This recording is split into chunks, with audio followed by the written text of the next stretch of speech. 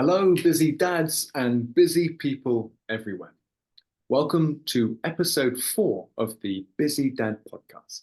This is the show where I have the privilege of sitting down with fellow burpee practitioners and hearing their stories. This week, I'm very pleased to say that I'm joined by Miles. Miles, welcome to the show. Thank you, Max. Happy to be here. Miles and I were going back and forth a bit last week about what this episode should look like. And we decided that we would do something very different today, something I've not tried before. Miles has very, very kindly agreed to share his coaching session for this week as part of the podcast. And so Miles and I work together. Miles is a burpee practitioner. We've been working together for around about 4 or 5 months now.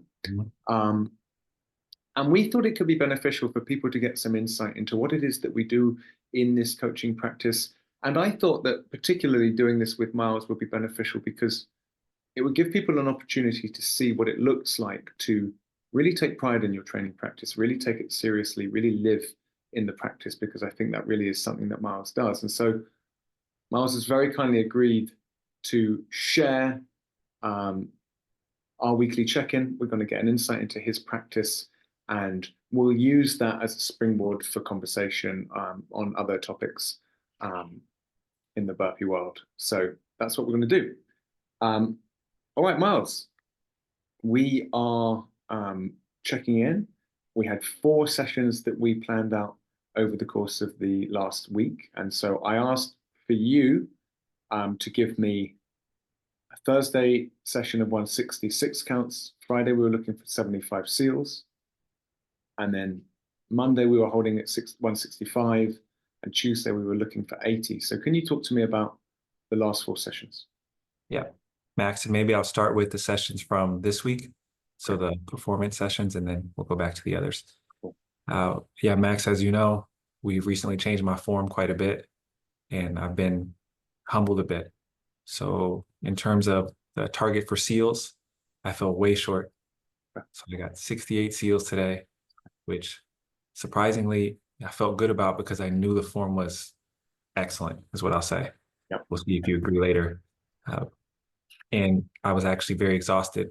And again, I just continue to be reminded that although before I was level 2, so to speak, it wasn't with the form that we were looking for. And that's not where I am. So it was 68 and 162 6 counts. Okay.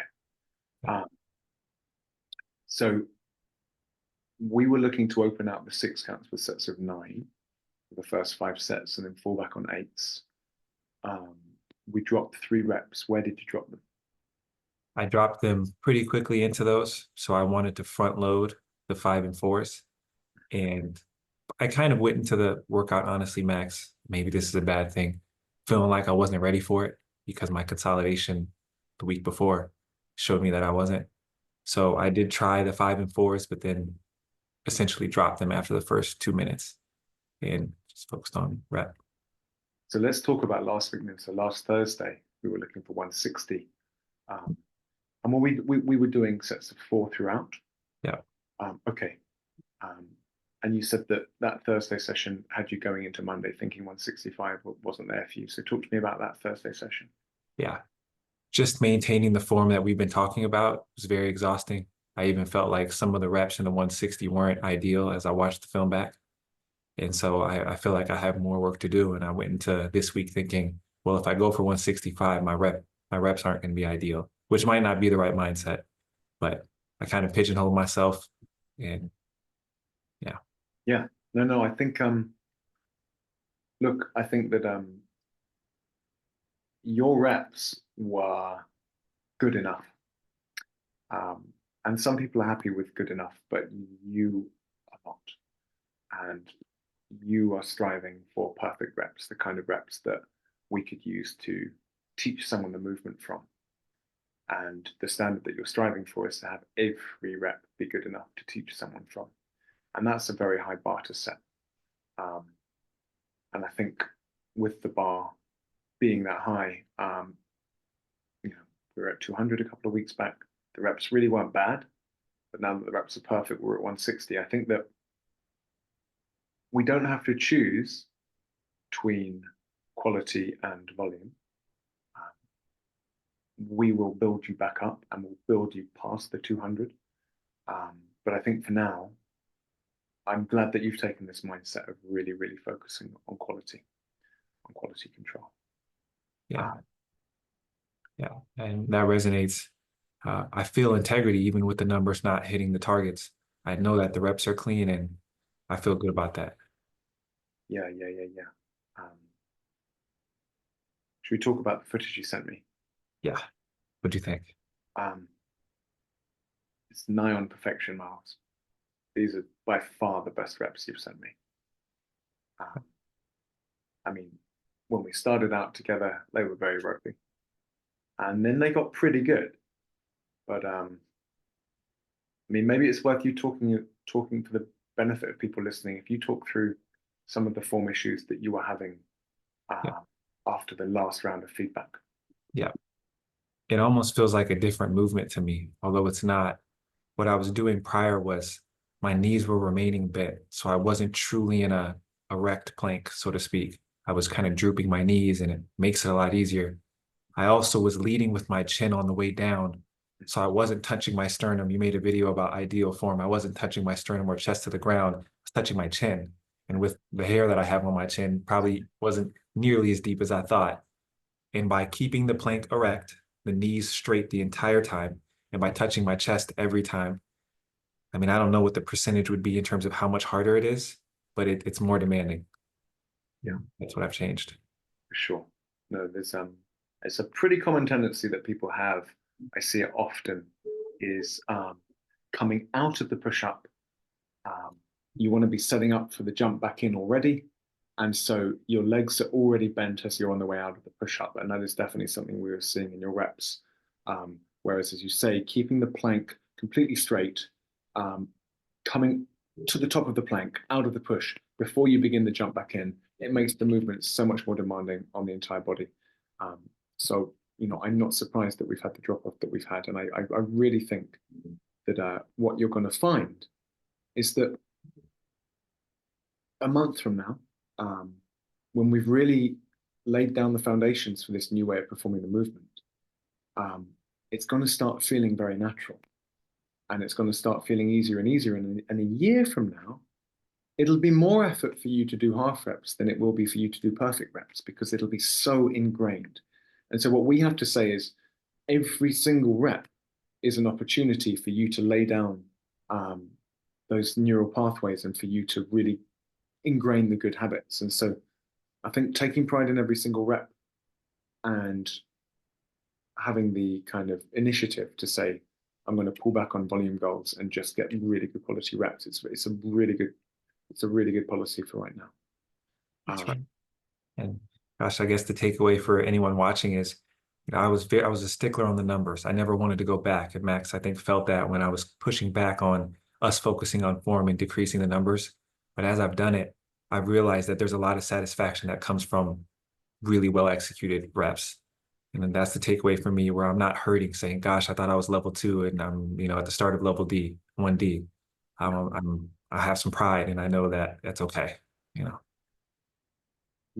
that's it's really impressive that that's been your mindset. Can you talk a little bit about, I don't know, why it is that you've taken it that way? Why you think it is that you've found this patience and this sense of satisfaction in the movement, and why you're not more dispirited and demoralized, given that we've pulled you back from level 2 numbers? Because I think I look at my prior success, which wasn't bad, and I say, yeah, it was okay, but there were real opportunities in terms of the form. So I look at that level D level as not really level 2, not really as level 2, because my form wasn't perfected. And I think there's real satisfaction. I said it almost feels like a different movement. Even though I'm getting 160, it feels like I'm exhausted at the end of the workout. It feels like it did when I finished the 200, or even better. Mm. So, the physiological response is still just as satisfying. Absolutely. I also think that there is something over and above getting more physiological utility out of the movement is obviously a big part of why we insist on doing it perfectly. But there's something also spiritual, I think, about cultivating perfection in this movement. It's satisfying in a very deep way that doesn't actually have that much to do with the physiological benefits, to just go through like a stick man, going through this movement with just like caricatured perfection all the way through. It's I don't know, it's a beautiful thing. It's a beautiful thing. And that's how your reps are starting to look. Really, really good. The only thing I noticed when I watched the footage, and this is very minor, is when you're coming out of the rep, I want to see really, really focusing on that cue of bringing your palms to your stomach so that we can get the shoulder blades effectively touching. Okay. Yeah. You won't fully erect standing up out of the movement for a couple of those reps. That's going to be something that we have to watch with the 6 counts when we're doing back-to-back reps like that. So just continue to look at that. But in terms of the fundamentals of the movement when you're down there, so much better. You're performing them very slowly, which is probably part of why 68 was really challenging and 80 was out of the question. And we will learn that you don't have to choose between quality and speed. We'll be able to start speeding them up soon. But for now, I'm really happy for you to be performing them at this very deliberate pace, and they're looking great. The way I like to tell people to think about a burpee is it's like the exoskeleton of the burpee is a 4 count. There's the movement that you need to do to bring your hands down and jump out into plank position, and then jump from plank position back and then stand. And then the core of the burpee is a push-up or some combination of push-up movements. And there, the main challenges are getting your sternum to the ground and keeping your core and your entire body, keeping it straight so that there's a straight line from the back of your skull down to your heel. And both of those fundamentals now, Miles, they're looking the best they've looked. So keep doing what you're doing. Thank you.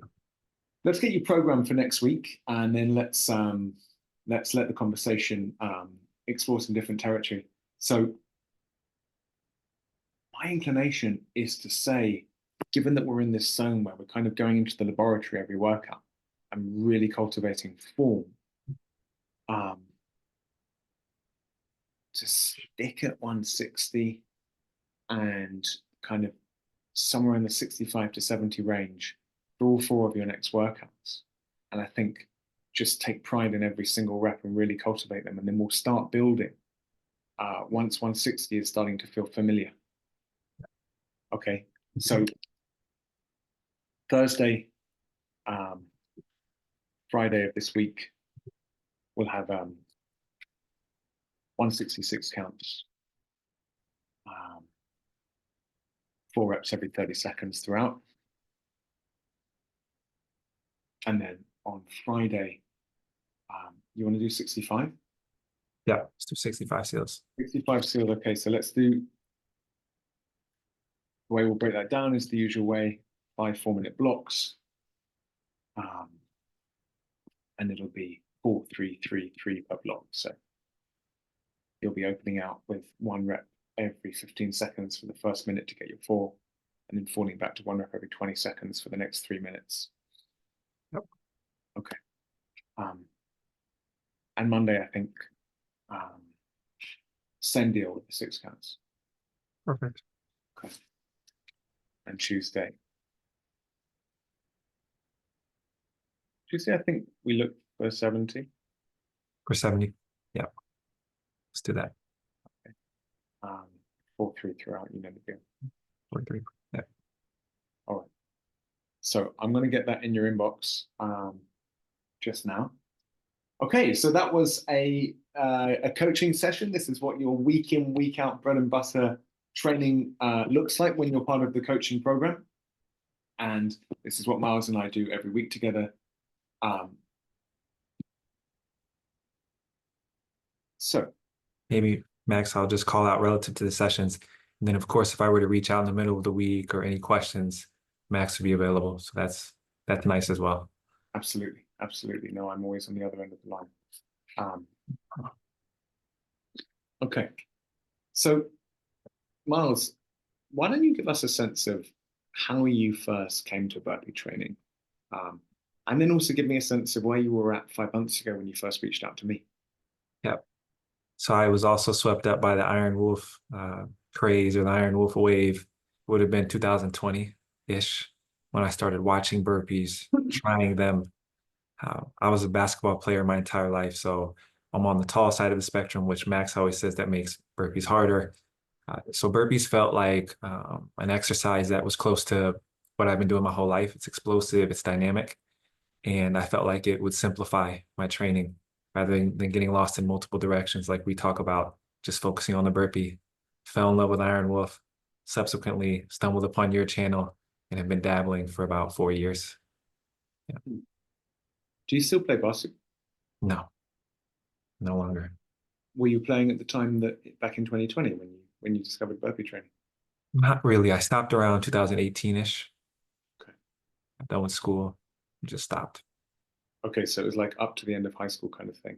And Even college. Mhm. Yeah. So it's that, dynamic, looking for a dynamic exercise, that was important to me. Yeah, yeah. And so for those 4 years, what had your training life been like? Hmm. All over the place. And that's what I love about your channel is I was even getting lost, even though it was in the world of burpees, all sorts of variation, right? I can do 22 counts. What are kickouts versus seals versus Yeah, all these variations. So it really entailed me exploring all different kinds of things. There was a period where I would do 250 to 300 6 counts with OK form a few times a week. right. Then I was really focused on seals, just all over the place. It's so funny. You're so right that that kind of um, paralysis by analysis and that endless dabbling that can happen with training in general. You go from kettlebells to BJJ to gymnastics to powerlifting. It can also happen within burpee training. Mhm. And I definitely think there's a lot of variety out there, and it can be overwhelming, and I think distracting. But a lot of people like they really have trouble understanding how you can be a practitioner of just these two movements and the sessions not get boring. I hear that from so many people who haven't done the program. So can you speak to that? Like, isn't it boring? Just doing Mhm. 6 counts and Navy SEALs the whole time? To anyone that's been exposed to a progression system like whether it's a video game or whatever it is, I think the system behind Busy Dad training where you're focused on getting to a certain number, having a certain quality, that keeps it engaging for me. And then the fact that it's just so hard. And if I were to go to another exercise, it might be variation, but then am I skimping out on really challenging my body? So I think it's both having the progression system and then also pair that with there are a few things that exhaust me, like the 20 minutes 4 times a week. Yeah. And when you're, like you say, when you're chasing a goal, and in the context of chasing that goal, you're doing some of the hardest workouts of your life, you don't have time to get bored. Mhm. And so I always think that the only people who could have that worry about the program are people who haven't tried it. Um, for me as well, this idea of cultivating excellence in one or two movements is so attractive as opposed to dabbling and never making any really meaningful progress that you can measure. Um, You know, Max, to add to that, not only are you not bored, I would almost say sometimes you're approaching the session with a healthy sense of fear in my own experience, because you know what the standard is, you know how hard that standard is to uphold. So not only are you not bored, you want to maintain whatever integrity you have through the numbers you have achieved. yeah, It's yeah, engaging. no, absolutely. In fact, for me, I know that I've got a good session coming when I've got the jitters before I train. Well, I'm nervous like I'm about to go on stage or like I'm about to record a podcast. Nervous in my stomach when I'm restless and kind of can't stay still. I used to have this when I was powerlifting, and I get it before my 6 count sessions, especially. Um, do you ever feel like it's getting too intimidating? How do you manage that? Yes. Okay, two parts to that. One, I will say the fear or the nervousness that we're referencing, for me, that was heightened through our relationship, through knowing that I have accountability, and maybe for you, knowing that you're going to be posting your session. So I would say, going back to the program, that heightens the sense of I want to do well for me. Um, and remind me the question that you just asked. How you stop the healthy dose of fear becoming something that's paralyzing. Ah, oh, well, I'd say the easy way out is to cut your numbers down and not perform, which I've done as well. And I don't like when I do that. It's like, well, this is too hard. I'll just do 150 as opposed to 165. So I do that sometimes, and that's not good. I think the healthiest way to do it is whatever self-talk you need or whatever motivational person you go to. Max and I joke about Goggins a lot. So between Max's coaching and Goggins, for me, that's how I get my mind around the challenge and I try and reframe. But it's not natural for me. Naturally, I'm nervous because I don't like to lean into the discomfort of a really hard 6 count session. It's still uncomfortable. Yeah, I really like that idea of leaning into discomfort in the context of training. Like for so long in my training, all the way through the sessions and also preparing for them mentally, my whole MO was how do I evade and minimize suffering? Hmm. You know, like how do I program? Okay, I'm going to try and do 256 counts, but what is the least painful way of doing the 250? Um, and I devote so much mental energy to avoiding the pain, which would come anyway, inevitably. And usually at that point, I was afraid of it. Whereas, like, so then you don't want to be in that mindset, that kind of fleeing from the pain. Um, and you hear a lot of talk of this kind of mindfulness, um, calmly letting the pain come to you, accepting it, embracing it, greeting it, being with it, moving past it. There's something to that. It's definitely an improvement on the kind of cowardice of I'm going to try and avoid the pain until I absolutely can't avoid it anymore. But I think the mentality that served me best is a more aggressive one that says like, go and find the pain, go and meet it on your own terms. Don't wait for it to come to you. Go and find it, seek it out, try and revel in it, try and stay there for as long as you can. Um, I think that there's a lot to be said if you flip things like that, the way that Goggins does, and you say, right, let's go and find the pain and Yes. go and live there. Yes.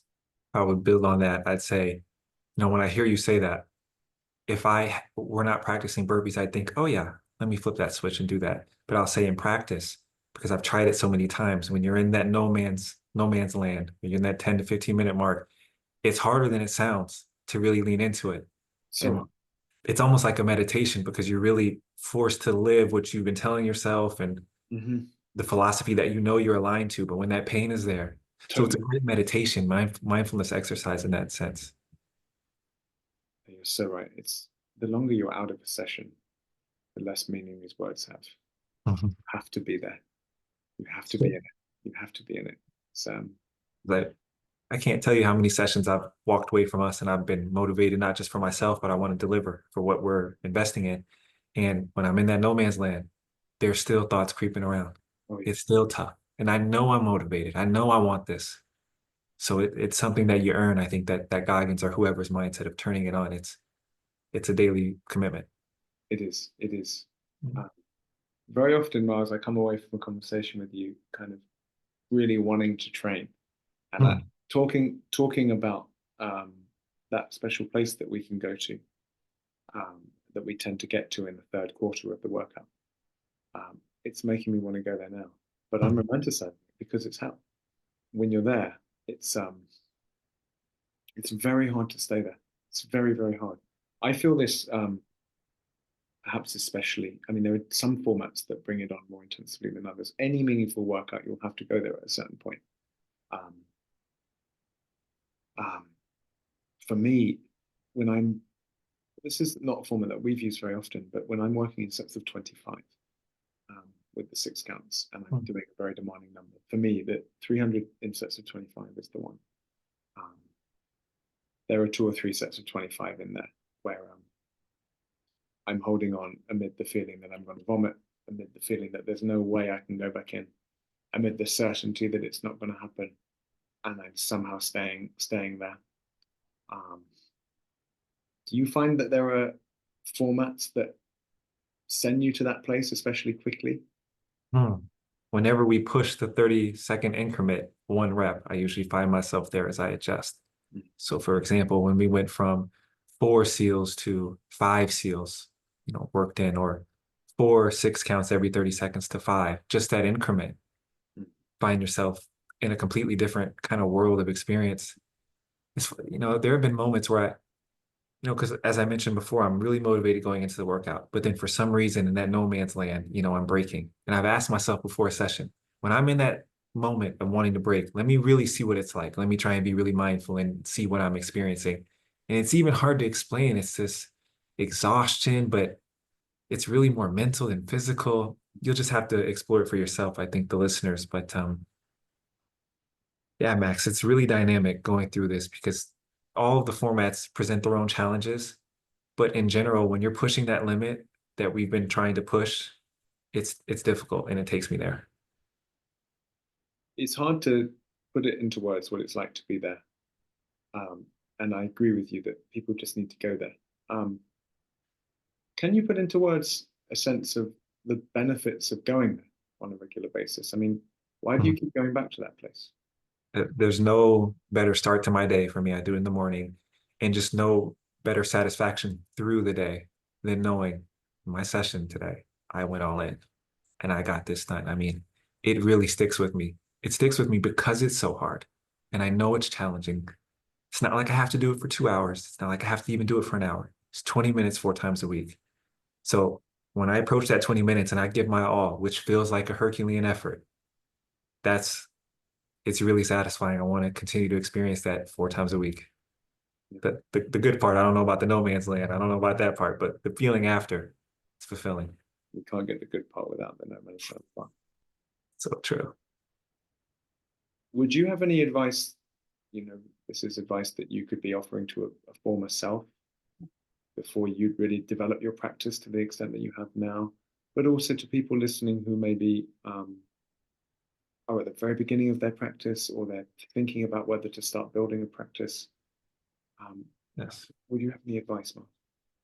For current practitioners, I would reflect on my current journey, which is getting the form, really working with Max. And if you're not working with Max, just videotape yourself and watch it. Getting that form as ideal as possible. I think in the long term, you will be happy that you did so. That's the current. To those that are considering starting, particularly if you're using Busy Dad training format, the commitment is so minimal from a time perspective, and the return is so great. I just really would encourage people from the bottom of my heart to try it. The return is just monumental compared to the 80 minutes. I mean, it really is. I'm not a dad. I don't have any kids, but I'm busy. And I find myself, as Max has alluded to in some of his videos, you have that hunger for sessions. It's like the 80 minutes is so manageable. And if you go all in, you're going to get those returns. So I'd say give it a shot. Thank you so much, Miles. My friend, it's been really, really good to get to know you a little better. We're so businesslike in our sessions. We just really focused on getting the numbers. Nice to hear a little bit about where you were coming from when we first started our work together. And I really hope that you will return to the podcast in the future and that we will continue to work together for a very long time because I really come away from every conversation we have feeling inspired and like I've learned something. So I'm really grateful to you for coming onto the podcast. Thank you. Thank you so much, Max. And you know how grateful I am towards you for everything. So only the beginning. I know that that's the case. All right, my friends, that concludes episode 4 of the Busy Dad podcast. I look forward to seeing you all again next week. And thank you again to Miles.